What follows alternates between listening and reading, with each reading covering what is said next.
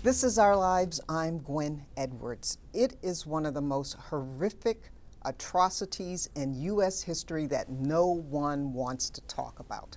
I am talking about the May 31st, June 1st, 1921, 100 years ago, race riots and massacre that destroyed Black Wall Street in Tulsa, Oklahoma. And Doni Glover, we want to thank you so much for joining us. Doni is an author and he is a journalist. They had an airport, they had hotels, they had restaurants, they had doctors, they had lawyers. Did I tell you they had an airport? They had planes.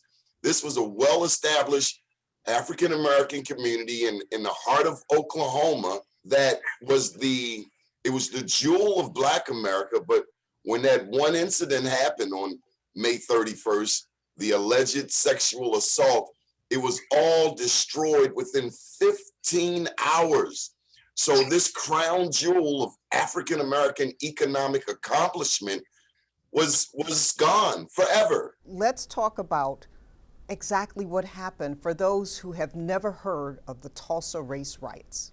Sadly, it's almost cliche-ish when you think of the scenario of a white woman accusing a Black man of rape or sexual assault. You think of Emmett Till. But my research actually suggests these two may have had an affair, may have had a relationship and just got caught. And 15 hours later, some 10,000 Black people were displaced, up to 300 were killed, and as many, some say 300 on the conservative end, liberal 600, hundreds of Black businesses were destroyed in no time. And Tulsa's Greenwood district came about thanks to the oil boom. You know, Tulsa was the oil capital of the world at one point with some 400 oil companies there.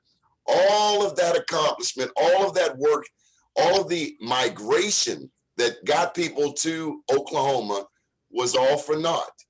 And let's talk about that Tulsa was the first American city that was bombed. It was devastating too.